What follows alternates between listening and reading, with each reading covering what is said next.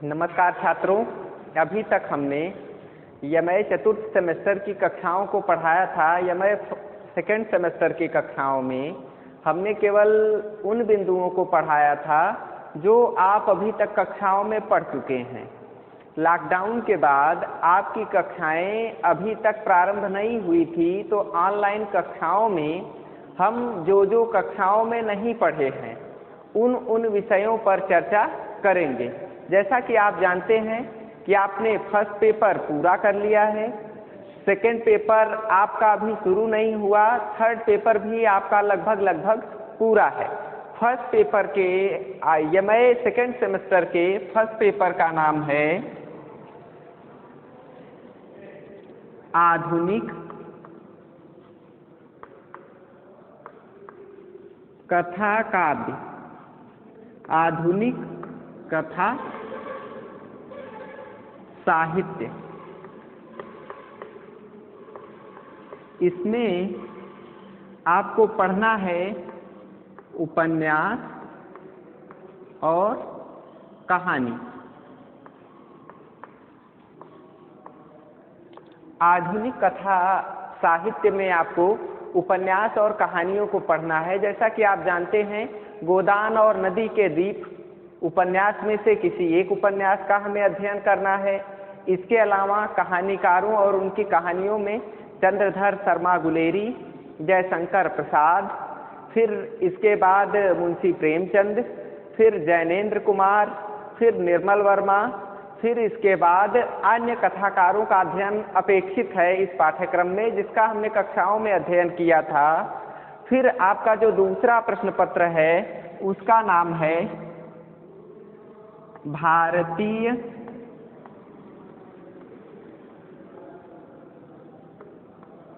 काव्य शास्त्र। भारतीय काव्य शास्त्र। भारतीय काव्य शास्त्र में हमें भारतीय काव्य शास्त्र की अवधारणा हमने आपको पढ़ाया था। उसके बाद भारतीय काव्य शास्त्र का स्वरूप, भारतीय काव्य शास्त्र के प्रकार, रस की उत्पत्ति, रस सिद्धांत, अलंकार सिद्धांत, रीति सिद्धांत, वक्रोक्ति सिद्धांत, गुण संप्रदाय इत्यादि संप्रदायों का अध्ययन हमने, अर्थात भारतीय काव्य के अंतर्गत जितने भी अध्ययन आपके पाठ्यक्रम में अपेक्षित किए गए थे उनका अध्ययन हमने आपको करवा दिया था। तीसरा जो प्रश्न पत्र है उसका नाम है पाश्चात्य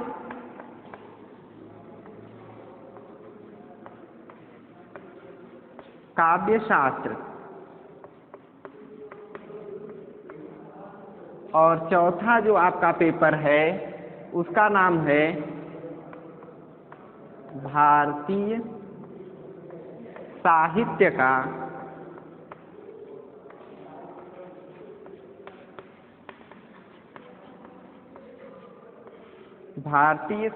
का स्वरूप। तो इन चारों पेपर्स का हमें अध्ययन करना है। और जो आपका पांचवा पेपर है वो है वाइवा। वाइवा के अंतर्गत हमें इन्हीं पाठ्यक्रम से आधारित प्रश्नों को पूछा जाता है और हम उनका उत्तर देते हैं। तो आपका कुल मिलाकर 5 पेपर आपको यमय के चतुर्थ सेमेस्टर में पढ़ने होते हैं, जिनमें से 4 लिखित होता है, 1 मौखिक होता है, या उसे आप प्रायोगिक भी कह सकते हैं। इस तरह से आपका पाठ्यक्रम 4 प्रश्न पत्र पर आधारित है, 4 लिखित प्रश्न पत्रों पर आधारित है और 1 हिंदी वाइवा पर आधारित है,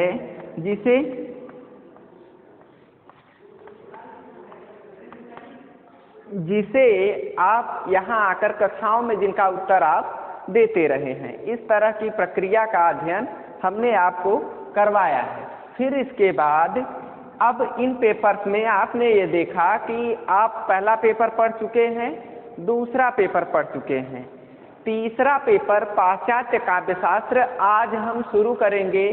सर्वप्रथम पाश्चात्य काव्य शास्त्र का पाठ्यक्रम बताएंगे और उसके पश्चात हम आपको प्लेटो के, जो पाश्चात्य काव्य शास्त्र का सबसे प्राचीन विचारक है, प्लेटो के काव्य विषयक मान्यताओं की चर्चा करेंगे और आपसे प्लेटो के विषय में विस्तार से वर्णन करेंगे। तो चलिए हम आपको बताना शुरू करें कि आपके तृतीय प्रश्न पत्र में अर्थात पाश्चात्य काव्य शास्त्र में आपको पढ़ना क्या क्या है, किन किन बिंदुओं को आपको पढ़ना है, इस बात की मैं आपसे चर्चा करने जा रहा हूं।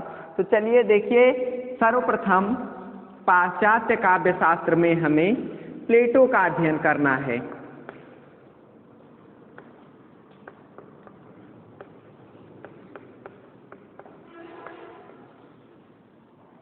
प्लेटो पहला जो विचारक है वो है प्लेटो। अब प्लेटो के द्वारा दिया गया सिद्धांत अनुकरण सिद्धांत। कौन सा सिद्धांत? अनुकरण सिद्धांत की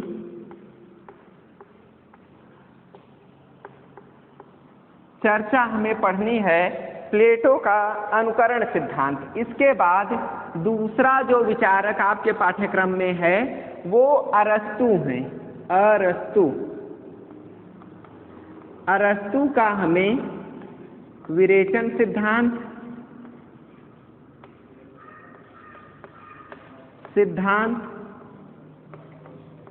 त्रासदी सिद्धांत,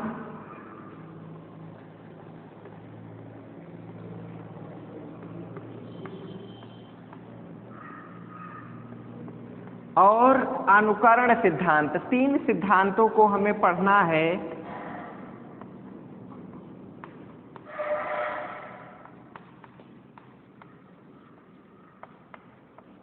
ठीक है, अरस्तु का हमें विरेचन सिद्धांत, त्रासदी सिद्धांत और अनुकरण सिद्धांत पढ़ना है।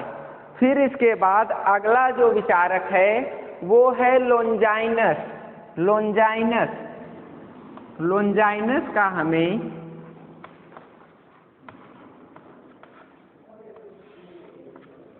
उदात्त सिद्धांत का अध्ययन करना है। इसमें लोंजाइनस ये बताता है कि काव्य में उदात्तता अर्थात ओजस्वी वाणी यदि होगी तो व्यक्ति काव्य पढ़ने के लिए उत्सुक रहेगा।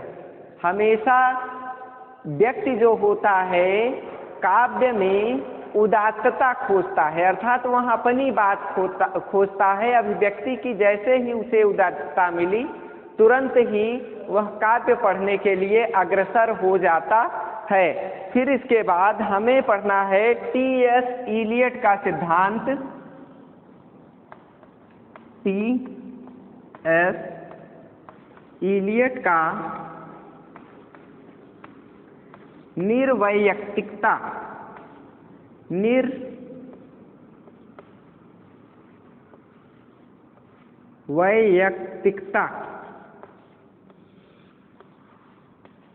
निर्वैयक्तिकता का सिद्धांत।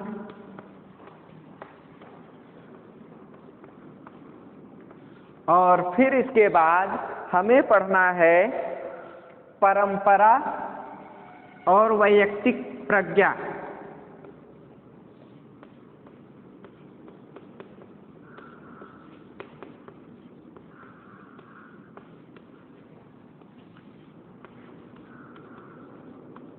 परंपरा और वैयक्तिक प्रज्ञा। यहाँ पर टी.एस. इलियट ये बताता है कि निर्वैयक्तिकता का सिद्धांत वह है जो लेखक को नहीं खोजना चाहता। जो काव्य पढ़ने वाला है वह लेखक के बारे में जानने के लिए उत्सुक नहीं है, वह अपने व्यक्तित्व की खोज करता है काव्य में। ये सिद्धांत टी.एस. इलियट ने दिया। और उसके बाद उन्होंने परंपरा प्रवृत्ति की भी चर्चा की और वैयक्तिक प्रज्ञा, क्योंकि प्रत्येक जो व्यक्ति होता है वह अपने अनुसार दुनिया को देखना चाहता है, वह दूसरों के अनुसार नहीं दुनिया को देखना चाहता। इस तरह से तीनों सिद्धांतों की चर्चा हम टी.एस. इलियट के काव्य सिद्धांत के अंतर्गत पढ़ेंगे। और इसके बाद आधुनिक आलोचना के प्रमुख वादों को पढ़ेंगे। आधुनिक आलोचना के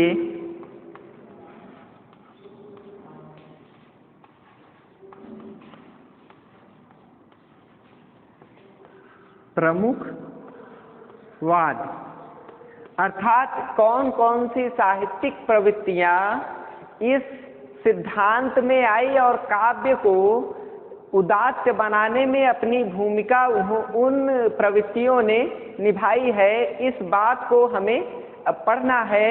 आपके तीसरे प्रश्न पत्र के अंतर्गत हमें आधुनिक आलोचना के प्रमुख वादों को पढ़ना है। प्रमुख वाद में जैसे स्वच्छंदतावाद,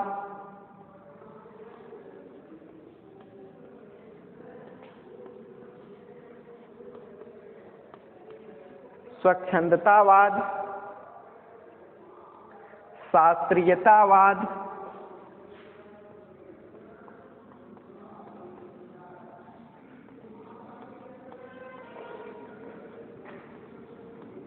मनोविश्लेषणवाद,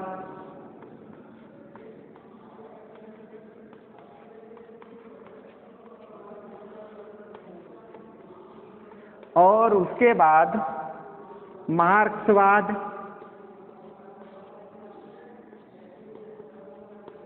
और उसके बाद अस्तित्ववाद,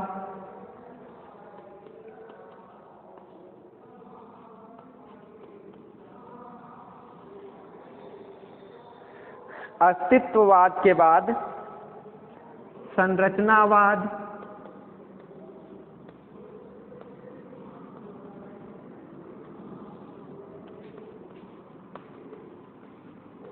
विखंडनवाद,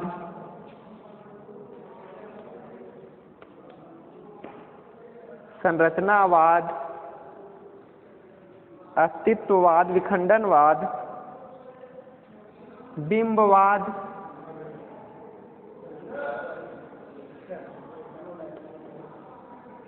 प्रतीकवाद,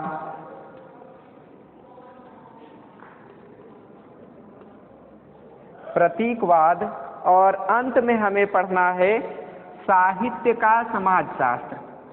साहित्य का समाजशास्त्र।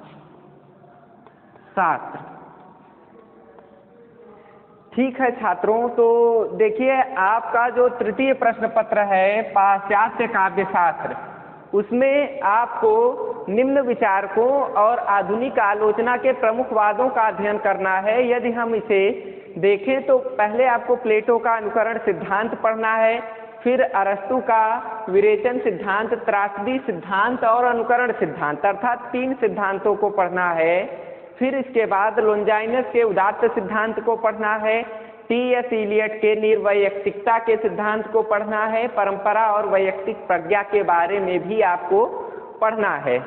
अब फिर इसके बाद आधुनिक आलोचना के प्रमुख वाद, अर्थात जब आधुनिकता आई तो साहित्य के स्वरूप में क्या क्या परिवर्तन हुआ, उन सिद्धांतों का भी अध्ययन आपको पाश्चात्य काव्यशास्त्र के अंतर्गत करना है। जैसे स्वच्छंदतावाद, अर्थात अब जो कवि था वह किसी परंपरा इत्यादि या अनुकरण किसी का करके नहीं लिखता था, कि जिस तरह से काव्य शास्त्रीय सिद्धांतों को दिया गया है, रस, छंद, अलंकार आदि स्वरूपों की जैसी चर्चा की गई है, उस तरह के काव्य की रचना अब इस आधुनिक युग का विचारक, आधुनिक युग का पाश्चात्य विचारक इस तरह की रचनाएं नहीं, अब वह स्वच्छंद होकर लिखता है।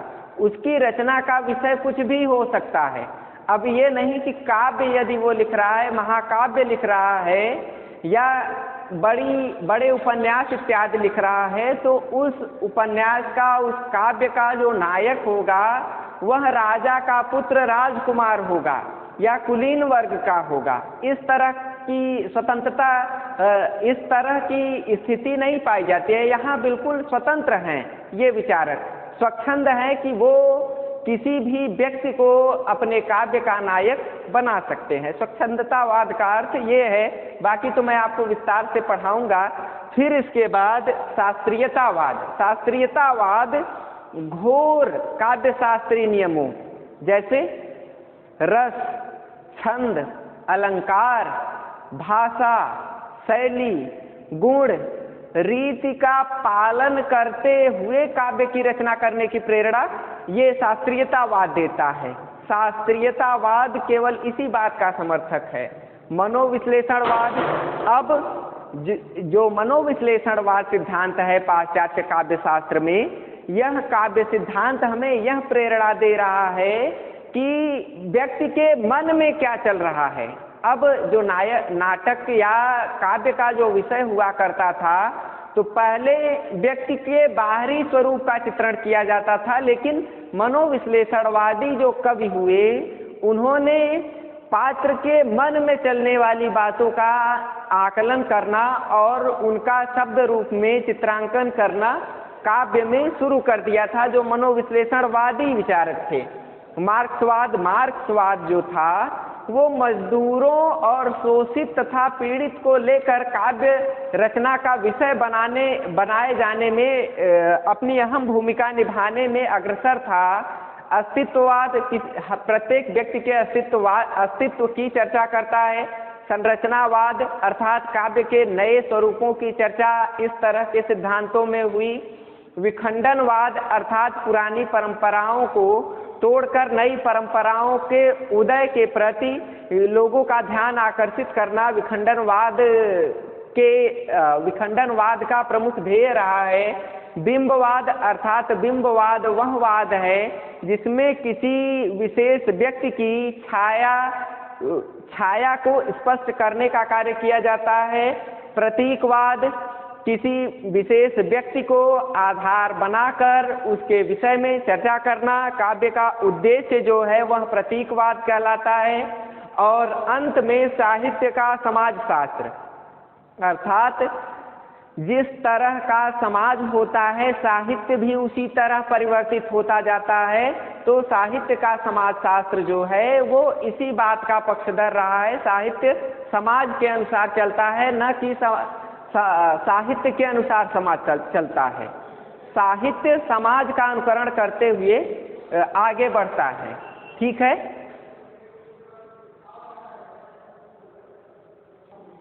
तो छात्रों, आज मैं आपको पाश्चात्य काव्य शास्त्र के बारे में बताऊंगा।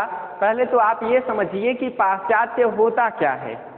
पाश्चात्य का अर्थ ये है कि पूरा संसार है, उस संसार को दो भागों में विद्वानों ने साहित्य के दृष्टिकोण से बांट दिया है, साहित्य और राजनीति के दृष्टिकोण से।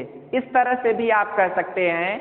जो आधा विश्व है, देखिए विश्व का नक्शा लगभग आप सभी ने जो ग्लोब है, ग्लोब का जो आधा हिस्सा है यानी एशिया के आसपास के जो प्रायद्वीप हैं वो पूर्वी देश कहे जाते हैं, और उसके इस तरफ के जितने देश हैं वो पश्चिम के देश कहे जाते हैं। पूरे संसार में दो तरह के राजनीतिक दृष्टि से या साहित्यिक दृष्टि से पूरे संसार को दो भागों में विभाजित किया गया है, एक पूर्वी और एक पश्चिमी, जिसे आप पूर्वी काव्यशास्त्र, जिसे आप भारतीय काव्यशास्त्र कहते हैं, उसे पूर्वी काव्यशास्त्र भी कह सकते हैं। और इसके बाद जो विश्व का आधा हिस्सा है उसे आप पश्चिमी या पाश्चात्य काव्यशास्त्र के नाम से भी पुकार सकते हैं।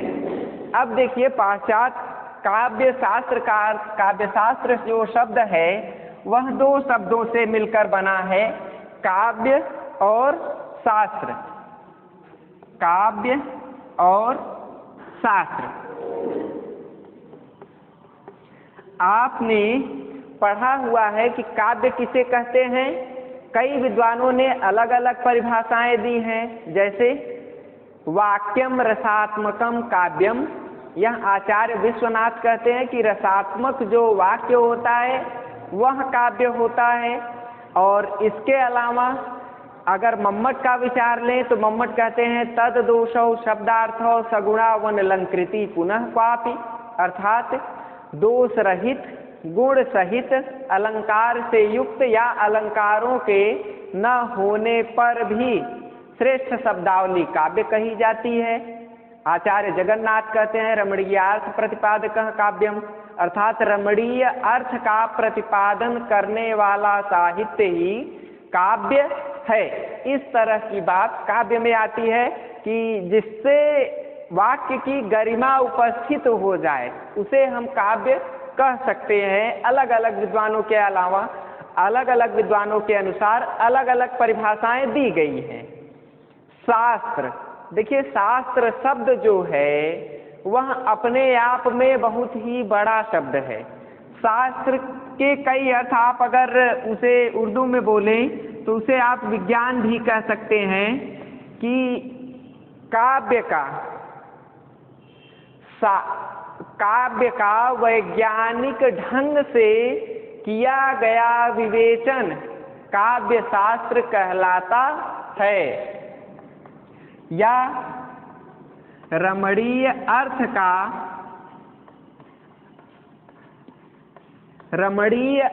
का वैज्ञानिक ढंग से किया गया विवेचन काव्य शास्त्र कहलाता है।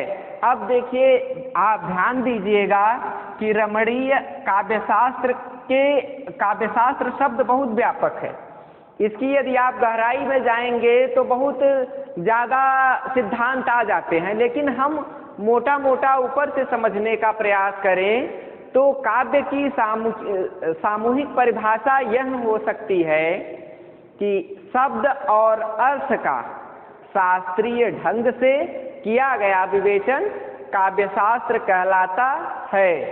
और पाश्चात्य काव्यशास्त्र की यदि आपसे परिभाषा परीक्षाओं में पूछी जाती है कि पाश्चात्य काव्यशास्त्र की परिभाषा दीजिए, तो इस तरह से आप लिख सकते हैं कि पश्चिम में किए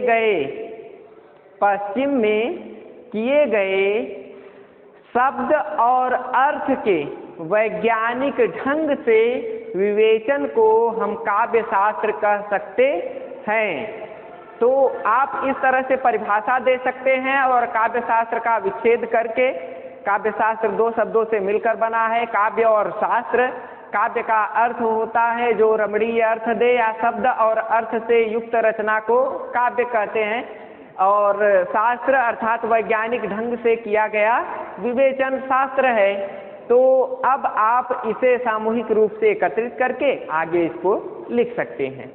अब पाश्चात्य काव्यशास्त्रीय परंपरा कहाँ से शुरू हुई वो मैं आपको बताऊंगा कि पाश्चात्य काव्यशास्त्रीय परंपरा ग्रीक से प्रारंभ हुई। पाश्चात्य काव्यशास्त्र की परंपरा का प्रमुख केंद्र जो था वह ग्रीक था। इस छोटे से अर्थ में आप समझे कि ग्रीक था। ग्रीक से पाश्चात्य काव्य शास्त्र शुरू होता है। अब ग्रीक को यूनान के नाम से भी जाना जाता है, ठीक है। ग्रीक को यूनान के नाम से भी हम जानते हैं। ग्रीक का आप इस तरह से भी कह सकते हैं कि ग्रीक का दूसरा नाम क्या है, तो यूनान है। फिर यह जो एरिया है वह यूरोप महाद्वीप के दक्षिणी छोर पर है। यूरोप महाद्वीप के दक्षिणी छोर पर स्थित है, ठीक है। अब आप ये समझिए कि पूरे विश्व में कुल मिलाकर 7 महाद्वीप हैं। एशिया, अफ्रीका, यूरोप, उत्तरी अमेरिका, दक्षिणी अमेरिका, अंटार्कटिका, ऑस्ट्रेलिया, इस तरह से 7 महाद्वीपों में पूरा विश्व बटा हुआ है।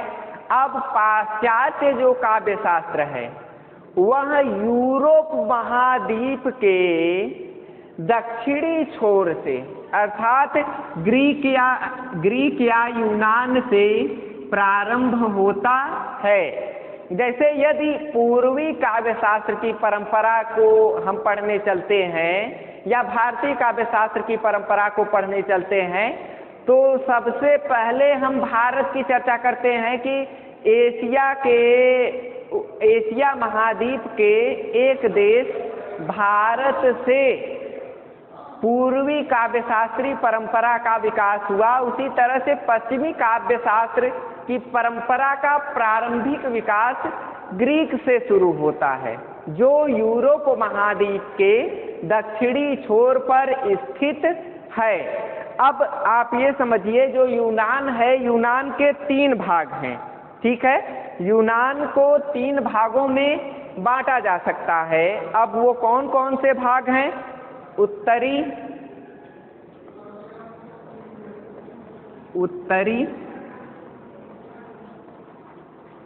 मध्यवर्ती और दक्षिणी। जो ग्रीक है वो उसके 3 भाग हैं। 3 भागों में हम बांट सकते हैं अध्ययन की सुविधा के लिए, काव्यशास्त्र का अध्ययन करने के लिए उत्तरी, मध्यवर्ती और दक्षिणी, इस तरह से 3 भागों में हम इसे बांट सकते हैं। अब इन 3 भागों के अंतर्गत उत्तरी छोर पर उत्तरी ओर जाएं तो ग्रीक के उत्तरी ओर एक छोटा सा देश है मकदूनिया।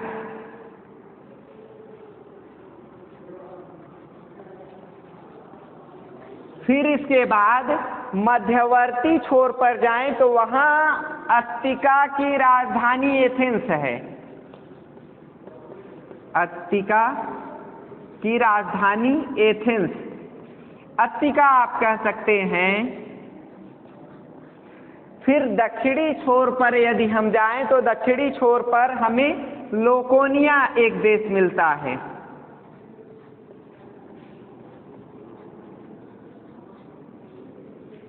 देखिए छात्रों, ग्रीक जो है, क्योंकि ग्रीक जो देश, जो यूनान देश है, प्राचीन काल में राजनीतिक दृष्टि से एक देश नहीं रहा। इसका कारण क्या है कि वहाँ की जलवायु और कंकरीले पथरीले इलाके जो हैं, पहाड़ जो हैं, इसलिए कई भागों में वह यूनान विभाजित था, जिसके 3 प्रमुख भाग काव्यशास्त्रीय दृष्टिकोण से अत्यंत महत्वपूर्ण हैं। उत्तरी ओर मकदूनिया, मध्यवर्ती ओर अत्तिका की राजधानी एथेंस और दक्षिणी छोर पर लोकोनिया। ये तीनों राज्य काव्यशास्त्रीय दृष्टिकोण से अत्यंत ही महत्वपूर्ण कहे जा सकते हैं। फिर इसके बाद आप ये समझिए कि पाश्चात्य काव्यशास्त्र की परंपरा लगभग 6वीं शताब्दी ईसा पूर्व से प्रारंभ हो चुकी थी, ठीक है। 6वीं शताब्दी ईसा पूर्व से पाश्चात्य काव्यशास्त्र शुरू हो गया था। 6वीं शताब्दी ईसा पूर्व से, ये आप समझिए कि 6वीं शताब्दी से। लेकिन यदि हम इसका विवेचन करने चलेंगे, ऐसा विचारक जो विशेष ढंग का विचारक है, जैसे यदि हम भारत के परिप्रेक्ष्य में चर्चा करने चलें तो भारतीय परिप्रेक्ष्य में हमें यह देखने को मिलता है कि भारतीय व्याकरण ग्रंथ पाणिनि के समय से प्रारंभ हुए हैं, अष्टाध्यायी से। लेकिन ऐसा नहीं है कि पाणिनि से पूर्व व्याकरण ग्रंथ नहीं लिखे गए थे। पाणिनि से पूर्व जो व्याकरण ग्रंथ थे वो फुटकल संग्रह थे, अध्ययन की सुविधा के लिए अलग अलग थे। लेकिन जब पाणिनि आते हैं तो वो सामूहिक रूप से संस्कृत व्याकरण को एक स्थान पर एकत्रित करके लिख देते हैं। ये प्रयास है और मौलिक चिंतन उनमें विद्यमान है। ऐसा नहीं है कि पाणिनि से पूर्व व्याकरणाचार्य नहीं थे, लेकिन पाणिनि जैसा महान विचारक नहीं था। उसी तरह से पाश्चात्य काव्य शास्त्र की परंपरा 6वीं शताब्दी ईसा पूर्व से तो शुरू हो जाती है, लेकिन अगर व्यवस्थित विवेचन हम देखें तो प्लेटो के समय से प्रारंभ होता है। पाश्चात्य काव्य शास्त्र प्लेटो के समय से, इसका जन्म 427 ईसा पूर्व में हुआ था तथा इसकी मृत्यु 375 ईसा पूर्व में हुई, ठीक है। 427 ईसा पूर्व में इसका जन्म और 375 ईसा पूर्व में प्लेटो की मृत्यु हुई थी। ठीक है।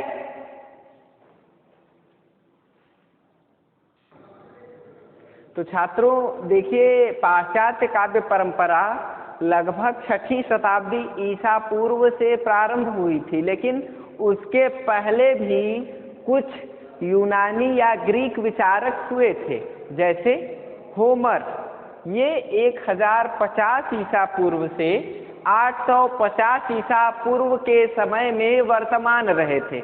इनका सही समय बिल्कुल आंका नहीं जा सका है, बस इतना है कि 1050 ईसा पूर्व से 850 ईसा पूर्व के समय में ये विद्यमान रहे थे। हेसियड, जिनका जन्म 850 ईसा पूर्व हुआ था, लेकिन इनकी मृत्यु के विषय में कोई विशेष प्रमाण नहीं मिलता है। इसी क्रम में सोफोक्लेस 495 ईसा पूर्व से 450 ईसा पूर्व, और फिर इसके बाद एवरीपिडेस जो है वो 480 ईसा पूर्व से 460 ईसा पूर्व के बीच विद्यमान रहे थे। अरिस्टोफानेस जो 445 ईसा पूर्व से 385 ईसा पूर्व के समय में वर्तमान रहे थे। लेकिन इन विचारकों का, इन पाश्चात्य विचारकों का कोई विशेष काव्यशास्त्रीय ढंग नहीं मिलता है, कोई काव्यशास्त्रीय विशेष ग्रंथ नहीं मिलता है, और न ही इनका विशेष विषय पर कोई सिद्धांत मिलता है, जिस कारण से इन्हें केवल पूर्व के विचारक हम मान सकते हैं। काव्यशास्त्र के संदर्भ में सबसे पहले साहित्यिक दृष्टिकोण से विचार देने वाला विचारक प्लेटो था। प्लेटो के पूर्व सुकरात भी हुए थे, जो प्लेटो के गुरु थे, किंतु इनका भी सिद्धांत, क्योंकि देखिए जितने भी विचारक हैं वो पहले तो काव्यशास्त्री नहीं हुआ करते थे, न तो कवि हुआ करते थे। ये राजनीतिक लोग थे जो साहित्य के संदर्भ में भी यदा कदा चर्चा कर देते हैं। अब अगर आप देखें तो प्लेटो के समय के विषय में चर्चा करें तो प्लेटो का समय है 427 ईसा पूर्व से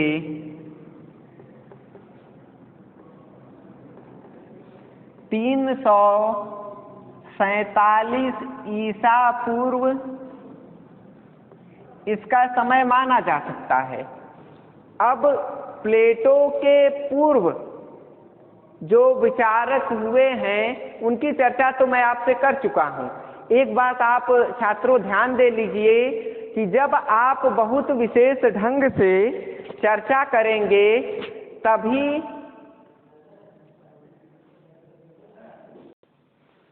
छात्रों देखिए, प्लेटो ही एक श्रेष्ठ विचारक था। अब प्लेटो की काव्य मान्यताएं क्या हैं उसकी चर्चा मैं आपसे करूंगा कि प्लेटो ने क्या काव्य की मान्यता दी है। प्लेटो का जो सबसे महत्वपूर्ण सिद्धांत है वो है अनुकरण सिद्धांत। कौन सा सिद्धांत है? अनुकरण सिद्धांत। फिर इसके बाद प्लेटो ने विरेचन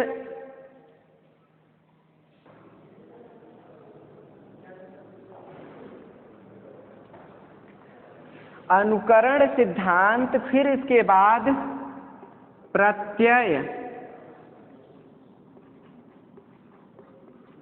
वादी सिद्धांत, फिर इसके बाद तीसरा उसका जो महत्वपूर्ण सिद्धांत है वो है रणन व धातु सिद्धांत। रणन व धातु सिद्धांत। इस तरह से प्लेटो ने तीन सिद्धांत दिया है, अनुकरण सिद्धांत, प्रत्ययवादी सिद्धांत और रणन व धातु सिद्धांत भी प्लेटो ने दिया है। ठीक है। फिर इसके बाद अगली चर्चा मैं आपसे करूंगा। प्लेटो के गुरु का नाम सुकरात था। सुकरात जो थे वो यूनान के बहुत बड़े दार्शनिक थे और सुकरात के बारे में यह प्रसिद्ध है कि वे इतने बड़े दार्शनिकवादी थे कि फालतू के कवि और विचारकों की वो खूब आलोचना किया करते थे। जो हमारी परंपराएं थी, जो पाश्चात्य परंपराएं थी, उनमें जो रूढ़ियां थी उसकी कटु आलोचना वो समाज में किया करते थे, जिसका अनुकरण प्लेटो ने किया। लेकिन प्लेटो का मन सबसे ज्यादा दुखी कब होता है? जब सुकरात को मृत्यु दंड राजा के द्वारा दे दिया जाता है और उसका कारण ये बताया जाता है कि सुकरात युवा लोगों को भड़का रहे हैं, यानी यूनान के युवाओं को गलत शिक्षा दे रहे हैं। इस बात को लेकर उन्हें फांसी की सजा दे दी जाती है, जबकि सुकरात उस समय यूनान में व्याप्त बुरी परंपराओं का विरोध किया करते थे। तो उस बात को लेकर वे दुखी हुए और उन्होंने काव्यशास्त्र के संदर्भ में बहुत ही श्रेष्ठ विचार दिए। पहले तो वे दार्शनिक थे, फिर राजनीतिज्ञ दृष्टिकोण से उन्होंने साहित्य की भी चर्चा की। वो कहते हैं, उनका यह मानना है कि अनुकरण जो सिद्धांत है, इसकी चर्चा मैं आपसे करूंगा कि प्लेटो का अनुकरण सिद्धांत आखिर है क्या। प्लेटो के अनुकरण सिद्धांत को बताऊं उससे पूर्व मैं बता दूं कि प्लेटो का जन्म आप जानते ही हैं 427 ईसा पूर्व, मृत्यु 347 ईसा पूर्व, और इनका जन्म स्थान अत्तिका या एथेंस, अत्तिका की राजधानी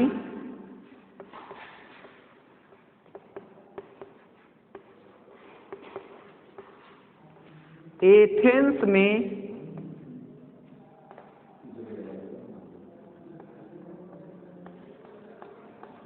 इनका जन्म अत्तिका की राजधानी एथेंस में हुआ था।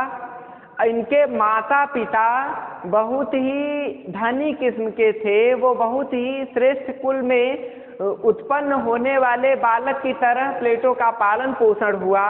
फिर कुछ समय उपरांत सुकरात से प्लेटो की शिक्षा दीक्षा हुई और शिक्षा दीक्षा के बाद उन्होंने अपना विचार देना शुरू कर दिया। इनकी जो प्रमुख पुस्तकें हैं वो इस तरह से हैं: रिपब्लिक,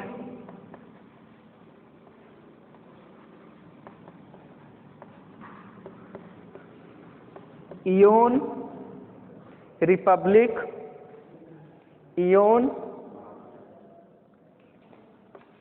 पेलितेइया,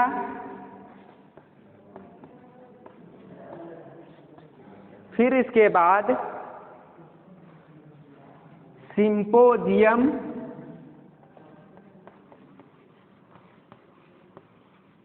मोनो, फिर इसके बाद लाज आदि।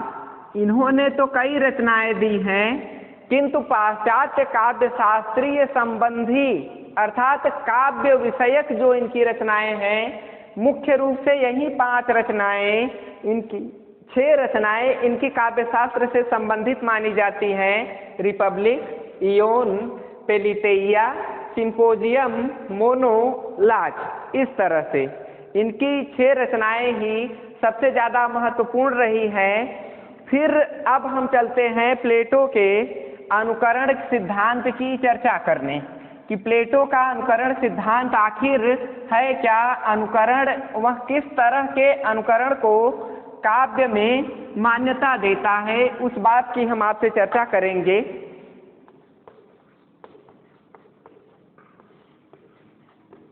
प्लेटो का अनुकरण सिद्धांत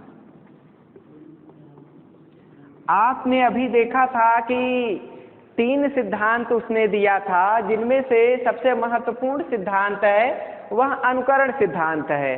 और यह सिद्धांत वह कब देता है, जब उसके गुरु प्लेटो के गुरु को मृत्यु दंड की सजा सुना दी जाती है, जो उस समय तत्कालीन समय की परंपराओं में जो रूढ़ियां थी उनका जो विद्रोह कर रहा था, उसी को फांसी की सजा जब दी जाती है, तो वह गुरु के प्रति हुए इस अपमान का बदला लेने के लिए सभी विचारकों का, जो यूनान के विचारक और कवि थे, उनका विरोध करना उसने शुरू कर दिया। और अनुकरण में वह यह बताता है कि जो कवि है वह 3 तरह की दूरी पर है। वह जो नकल करता है, अर्थात ये जो ईश्वर है, ईश्वर क्या है, वह सत्य है।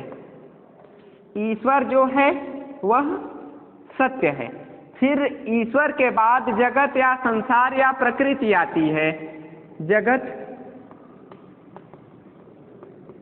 को ही आप संसार कह सकते हैं या प्रकृति कह सकते हैं। ईश्वर ने क्या बनाया है, संसार बनाया है। और संसार किसका, संसार का अनुकरण कौन करता है, कवि, कवि या विचारक। अतः यदि यह जो कवि यदि लिखता है, प्लेटो के अनुसार कवि जो लिखता है वह हूबहू नकल नहीं है, हूबहू अनुकरण नहीं हो पाता है, क्योंकि ईश्वर की नकल प्रकृति, जगत या संसार करता है। अब संसार की नकल कौन है, कवि है, अर्थात संसार में कवि पैदा हुआ। अब जो कवि है वह नकल किसकी करता है, वह ईश्वर की यदि नकल करना चाहे तो वह मिथ्या लिखता है, अर्थात वह झूठ फैलाता है, उसमें बहुत बड़ी सत्यता नहीं होती है।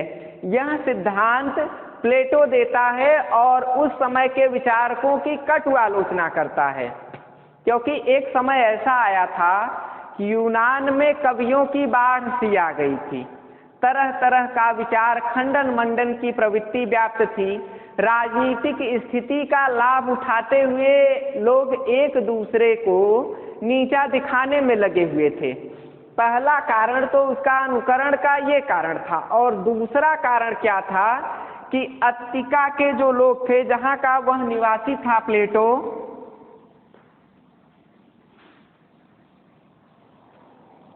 प्लेटो जहां का निवासी था, अत्तिका के उत्तरी छोर से स्पार्टा के, अधिकांशतः छात्रों ने स्पार्टा 300 स्पार्टा किंग की मूवी देखी होगी, तो वही जो स्पार्टा थे, स्पार्टा के लोग अत्तिका पर, एथेंस पर, एक तरह से आप कह सकते हैं कि वर्तमान समय में एथेंस पर लगातार वो हमला कर रहे थे। अब एथेंस के जो लोग थे, इनकी विशाल सेना हुआ करती थी। एथेंस के लोगों पर स्पार्टा के लोगों ने लगभग 20-25 वर्षों तक प्रयास किया, लेकिन स्पार्टा के लोग सफल नहीं हो सके। किंतु अंत में कूटनीतिक ढंग से 300 स्पार्टा लोगों ने अत्तिका के राजा और उसकी विशाल सेना को मार गिराया। तो वह जो स्वतंत्र रूप से विचरण करने वाला प्लेटो था, एक तरफ तो उसके गुरु की मृत्यु हुई थी, दूसरी तरफ विशाल सेना को हराकर स्पार्टा की छोटी सी सेना यूनान के लोगों पर या एथेंस के लोगों पर राज्य करने लगी। तो इस बात को लेकर उसके हृदय को बहुत बड़ा आघात पहुंचा। तब उसने अनुकरण सिद्धांत पर अपने विचार देने शुरू कर दिए। और ये सबसे महत्वपूर्ण बात है छात्रों, जब आप समझेंगे तो बहुत ही अच्छा आपको लगेगा कि प्लेटो ये कहता है कि केवल कवियों के कारण हमारा देश स्वतंत्र नहीं हो पाया, हमारे ऊपर 300 लोगों से अधिक, 300 लोगों की सेना भारी पड़ी। यदि हम कर्मठ होते और वहीं जो इतने कवि हुए हैं, कवि के अलावा यदि ये सैनिक हुआ करते या दार्शनिक होते तो कभी भी स्पार्टा के लोग हमारे ऊपर विजय नहीं हासिल कर पाते। इस सिद्धांत के दो कारण थे, ऐसा पाश्चात्य काव्यशास्त्री चर्चा करते हैं कि ये बात थी प्लेटो के अनुकरण सिद्धांत के पीछे। अब अनुकरण सिद्धांत में वह क्या बताता है, मैं वो आपको आगे बताने जा रहा हूं। प्लेटो के अनुकरण सिद्धांत से पूर्व अनुकरण संबंधी कई विचारकों ने अपने विचार दिए हैं, किंतु प्लेटो की तरह घोर आलोचना अनुकरण की नहीं की गई थी। अब देखिए, प्लेटो जो था वह यथार्थवादी आदर्शवाद का समर्थन करने वाला विचारक था, और उससे पहले जितने कवि या लेखक हुए थे या विचारक हुए थे, उन्होंने केवल आदर्शवाद को लेकर अनुकरण की चर्चाएं की हैं कि आदर्शवाद से कैसे अनुकरण होता है। देखिए छात्रों, सबसे पहला विचारक जो है वो होमर है। उसकी पुस्तक का नाम हिम टू अपोलो है, और वह इस पुस्तक में अनुकरण के लिए माइनेसिस शब्द का उपयोग करता है। माइनेसिस शब्द का उपयोग करता है, और वह कहता है कि अनुकरण से ही यह संसार चलता है। उसके लिए होमर अपनी इस पुस्तक में बताता है कि जैसे बालक पैदा होता है तो उसके माता और पिता जिस भाषा का प्रयोग करते हैं, जिस तरह के परिवेश में रहते हैं, बालक भी उसी तरह की प्रवृत्ति का अनुकरण करता है और आगे भी वह माता पिता की भाषा ही बोलता है, ऐसा वह बताता है। लेकिन अगर हम इसकी तुलना प्लेटो के अनुकरण सिद्धांत से करें तो ठीक इसके उलट वह यथार्थवाद का विचार देता है कि बालक जब पैदा होता है तो उसके माता पिता चाहे जो भाषा बोले, किंतु वह दूसरे अगर उस माता पिता के अलावा किसी दूसरे के पास यदि उस बालक को रख दिया जाए तो वह उस माता पिता का अनुकरण करेगा, न कि अपने जो मूल माता पिता हैं उनका अनुकरण करेगा। वह परिवेश पर बल देता है, वह आदर्शवाद पर बल देता है प्लेटो। जबकि होमर क्या कहता है, केवल माता पिता का ही अनुकरण बालक करता है, जबकि प्लेटो कहता है कि माता पिता के अनुकरण के अलावा वह समाज के लोगों और अपने से अच्छा रहन सहन व्यतीत करने वाले व्यक्तियों का भी अनुकरण करता है बालक। वह केवल अपने माता पिता पर ही आधारित नहीं होता। फिर जो दूसरे विचारक हैं जो प्लेटो से पूर्व सिद्धांत दे चुके हैं, अरिस्टोफानेस, जो प्लेटो के समकालीन भी थे, इन्होंने अपनी पुस्तक विमेन सेलिब्रेटिंग दी थिस्मोथेरियस में भी ये बताया है कि किस तरह का अनुकरण व्यक्ति करता है। हूबहू वे होमर के मत का समर्थन करते हैं। इसके बाद गोर्जियस भी हैं जो ये बताते हैं कि अनुकरण क्या है, काव्य श्रोताओं में कपा देने वाले, काव्य श्रोताओं में कपा देने वाला भय, अश्रुपूर्ण करुणा तथा दूसरों के दुख में सहानुभूति उत्पन्न करना ही सबसे बड़ा अनुकरण है। ये देखिए, इनका सिद्धांत बिल्कुल नया है, लेकिन अब इसमें अगर हम प्लेटो के दृष्टिकोण से विचार करने चलें तो आप देखिए इसमें कहाँ अनुकरण है कि काव्य श्रोताओं में कपा देने वाला भय, अर्थात जैसे काव्य लिखा गया और किसी ने उस काव्य को पढ़ा, तो मान लीजिए वह काव्य जो है उसमें तत्कालीन समय की डरावनी प्रवृत्ति का आकलन किया गया हो, तो यदि पाठक भावुक नहीं है या लेखक की लेखनी बहुत अच्छी नहीं है तो वह कांपेगा नहीं। ये जैसे आप तुलना करें आधुनिक समय में तो एक तरफ रामचरितमानस की काव्य भाषा को देखिए, दूसरी तरफ वाल्मीकि रामायण के अनुकरण पर लिखे गए अन्य रामायण जैसे कृतिवास रामायण, आज उनको आप पढ़ेंगे तो वाल्मीकि की भावना का पूर्णतः निर्वहन उनमें नहीं हो पाया है। ये बात यहाँ प्लेटो कह रहा है कि वह पूरी तरह से नकल नहीं कर पाता है, क्योंकि जैसे आप तुलना करना चाहें तो रामायण को ले ले, तो रामायण जो वाल्मीकि ने लिखा, उन्होंने तो अनुभव करके यथार्थ का आकलन किया, लेकिन जब तुलसीदास ने उसी रामायण को लिखा तो वह रामायण यथार्थ से कितनी दूरी पर था। पहला तो ईश्वर जो सत्य है उसका अनुकरण प्रकृति ने किया, प्रकृति का अनुकरण करके वाल्मीकि ने रामायण लिख दिया। अब रामायण का अनुकरण करके जिसने रामचरितमानस लिया वह राम कहानी से कितनी दूरी पर है, 4 गुनी दूरी पर है, 4 बातों से होकर वह गुजरती है कहानी। इस कारण से उसमें सत्य की मात्रा अधिक नहीं होती है, उसमें आदर्शवादिता बहुत अधिक हो जाती है। यह प्लेटो अपने सिद्धांत में बताना चाहता है, जिस कारण से गोर्जियस का अनुकरण सिद्धांत भी प्लेटो के अनुकरण सिद्धांत के सामने बौना प्रतीत होता है। अब फिर इसके बाद प्लेटो अनुकरण सिद्धांत, प्लेटो का जो अनुकरण सिद्धांत है वह क्या बताता है कि जो आज का कवि है वह कैसा है।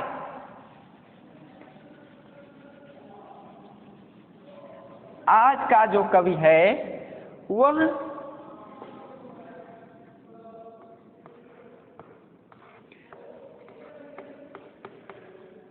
कवि और काव्य समाज हित का विरोधी है। आज का जो काव्य है, कवि और काव्य, वह समाज हित का विरोधी साधन है। और कैसे विरोधी साधन है? क्योंकि लगातार कवि जो होता है वह अनुकरण करते करते करते करते, जैसे कवि ने जब एक रचना लिखी तो वह अपनी कल्पना शक्ति को उसमें झोंक देता है, किंतु जब उसे बहुत ज़्यादा उसका नाम बढ़ जाता है, प्रचार प्रसार उसकी रचना का हो जाता है, तो वह स्वयं वैयक्तिक प्रज्ञा के आधार पर लिखने के लिए नहीं प्रेरित होता। अब उसको प्रेरित करने वाला कौन होता है? दूसरा व्यक्ति प्रेरित करता है, अर्थात जो उस कवि के पाठक हैं वह उसे प्रेरित करते हैं कि आप अपनी अगली रचना कब लिख रहे हैं, इस तरह की बात करते हैं।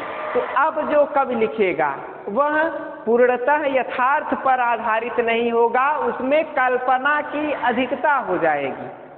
भले ही पहला जो काव्य है वह भाषा के दृष्टिकोण से बहुत अच्छा नहीं होगा, शैली उसकी बहुत अच्छी नहीं होगी, किंतु उसमें यथार्थ सत्यता बहुत अधिक होगी। लेकिन दूसरे स्थान पर यदि हम देखें तो जो काव्य है, जब वह जो कवि है वह जब काव्य लिखेगा, अगला काव्य जब लिखेगा तो भाषा शैली बहुत श्रेष्ठ हो जाएगी, किंतु उसमें सत्य की परिकल्पना का निर्वाह पूर्ण ढंग से हुआ है या नहीं यह निश्चित नहीं है। आगे प्लेटो क्या कहता है? प्लेटो का जो काव्य है वह काव्य प्रेरणा के संदर्भ में अपने विचार देता है कि कवि जो है, कवि को काव्य लिखने की प्रेरणा कहाँ से मिलती है। तो 2 स्थानों से काव्य की प्रेरणा मिलती है। एक है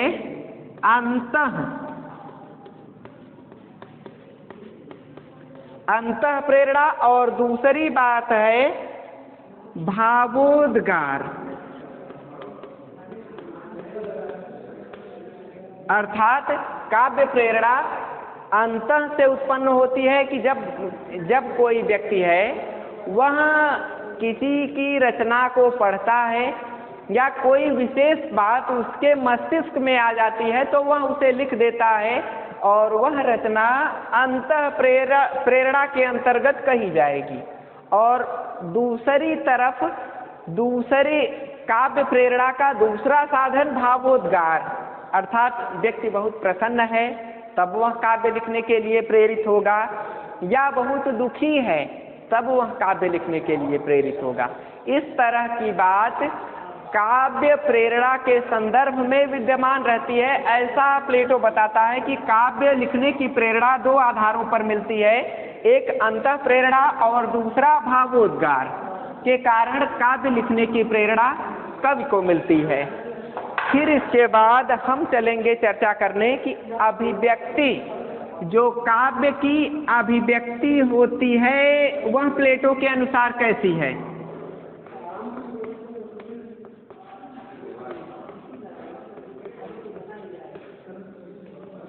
प्लेटो काव्य के अनुसार कैसी अभिव्यक्ति का समर्थक है। अब मैं आपको वो बताऊंगा कि सत्य की कीमत पर सम्मान को जहाँ तौला जाए, सत्य की कीमत पर यदि सम्मान को जहाँ तौला जाए या सम्मान की तुलना सत्य से की जाए तो वह तुलना असंगत होगी। वह यह बताता है कि आप जब काव्य लिख रहे हैं, काव्य में अभिव्यक्ति प्रदान कर रहे हैं, तो उस समय आपको ध्यान देना होगा कि सत्य बातों को लिखना चाहिए, न कि समाज हित का जो विरोधी साधन है उस पर हमें लिखें। ठीक है, तो काव्य की अभिव्यक्ति के लिए प्लेटो क्या कहता है कि सम्मान को लेकर काव्य नहीं लिखना चाहिए। सत्य के आधार पर यदि अनुकरण किया गया हो तो वह अनुकरण ही श्रेष्ठ अनुकरण होगा। इसके बाद प्लेटो ये बताता है कि काव्य में मनोरंजन को लेकर रचना नहीं की जानी चाहिए, कि काव्य में मनोरंजन को स्थान नहीं देना चाहिए, कि सरसौ विशेषा, अर्थात यदि आप काव्य लिख रहे हैं तो यदि बीच में कहीं मनोरंजन आ जाए तो अच्छी बात है, लेकिन मनोरंजन को आधार बनाकर काव्य लिखना चटुकारिता की श्रेणी में आता है। ऐसे कवियों को राज्य से बाहर निकाल देना चाहिए। आगे जो प्लेटो है वह यह कहता है कि श्रेष्ठ काव्य का गुण क्या क्या है। वो आप प्लेटो के अनुसार क्या क्या है वो समझिए। पहला वह बताता है कि सरलता हो, अर्थात काव्य की भाषा एकदम सरल, सहज, प्रवाहमयी और ओज गुण से युक्त तथा सत्य का पालन करने वाली होनी चाहिए। अगली बात वह बताता है कि काव्य का विषय जो हो वो स्पष्ट होना चाहिए। अगर जैसे कवि लिख रहा है किसी विशेष घटना के विषय में, तो उस घटना को लेकर ही काव्य आगे बढ़ना चाहिए। अगर कवि घटना में अनावश्यक तत्वों का समावेश करता है, मनोरंजन का समावेश करने लगता है, तो वह काव्य उस काव्य का विषय श्रेष्ठ काव्य के विषय के रूप में नहीं आएगा। आगे वह बताता है कि कल्पना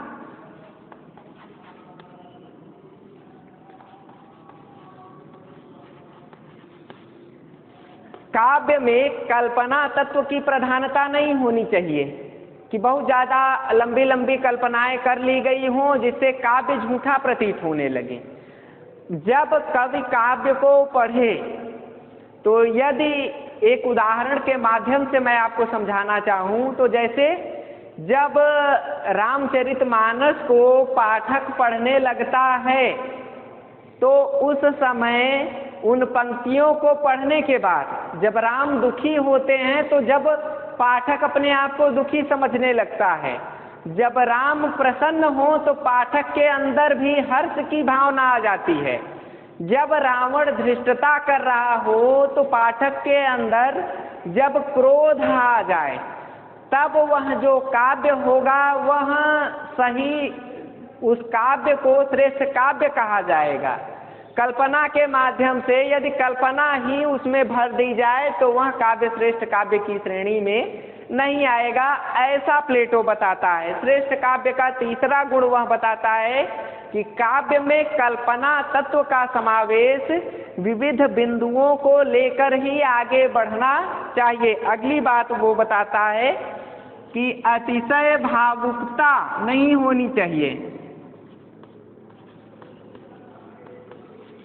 अतिशय भावुकता नहीं होनी चाहिए।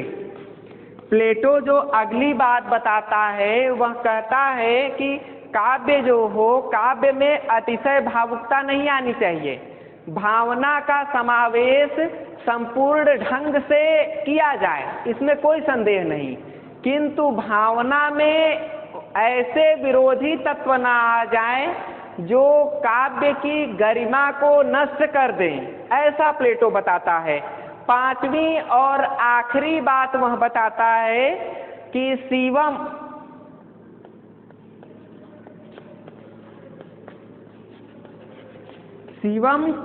का समर्थन होना चाहिए।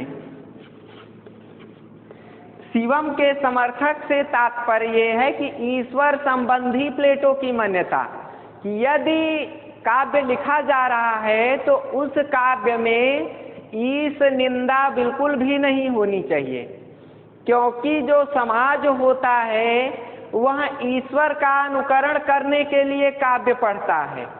यदि काव्य में ईश निंदा की गई होगी तो व्यक्ति जो होगा वह भी ईश्वर विरोधी हो जाएगा। जब वह व्यक्ति शिव का समर्थक नहीं होगा, अर्थात ईश्वर का समर्थक नहीं होगा, तो वह स्वच्छंद हो जाएगा, अपनी बुद्धि को ही वह सबसे बड़ा समझने लगेगा, जिससे समाज का अधः पतन हो जाएगा। क्योंकि प्लेटो ने यह अनुभव किया था कि लगभग 403 ईसा पूर्व के आसपास जब स्पार्टा की सेनाएं सफल हो गई एथेंस में, तो उसके मुख्य कारण कवि लोग ही थे जो छोटे छोटे राजाओं को भी ईश्वर से अपनी चटुकारिता के माध्यम से बड़ा बता रहे थे कि यदि कोई भी राजा है उसकी सेना में केवल 1000 सैनिक हैं, तो इस तरह से वह बताता था कि आपके जो सैनिक हैं वो भारतीय परिप्रेक्ष्य में यदि मैं आपको उदाहरण बताऊं तो इंद्र के हाथियों से भी बलशाली हैं। ऐसा जब बता देता था तो वह जो छोटा राजा होता था वह बड़े बड़े अपने देश के ही राजाओं से युद्ध करता था, जिससे उस देश का नुकसान हो रहा था, एथेंस का ही नुकसान हो रहा था।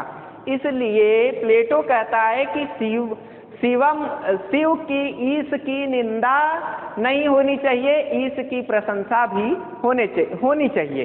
देखिए, काव्य के रूप में काव्य के 2 रूप प्लेटो निर्धारित करता है। पहला सत काव्य, दूसरा असत काव्य।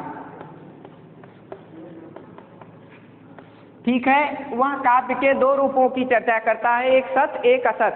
सत काव्य वह होता है जिसमें कल्पना की प्रचुरता नहीं होती है, कल्पना केवल काव्य की गरिमा को बढ़ाने के लिए वर्णित की जाती है। असत काव्य वह होता है जिसमें कल्पना की प्रचुरता बहुत अधिक हो जाती है, जो काव्य को झूठा घोषित कर देती है, व्यक्ति को महान बनाने लगती है। ठीक है, तो प्लेटो की काव्य मान्यताएं आज मैंने आपको बताया। पहले मैंने आपको बताया कि प्लेटो की काव्य संबंधी कितनी मान्यताएं हैं, फिर उसके बाद मैंने आपसे चर्चा की कि प्लेटो का अनुकरण सिद्धांत क्या है और वह किस तरह से समाज हित का विरोधी है। फिर इसके बाद काव्य के गुणों की चर्चा मैंने किया कि प्लेटो के अनुसार सरलता और काव्य का विषय और काव्य में कैसी कल्पना होनी चाहिए, प्लेटो के अनुसार काव्य में भावुकता कैसी होनी चाहिए और किस तरह से सत्य का समर्थन होना चाहिए। इसके अलावा काव्य के 2 रूपों की चर्चा जो प्लेटो ने की थी उसके बारे में मैंने आपको बताया कि सत काव्य क्या होता है और असत काव्य क्या होता है। ठीक है, अब अगली क्लास में हम अरस्तु के सिद्धांत को पढ़ेंगे। तब तक के लिए नमस्कार।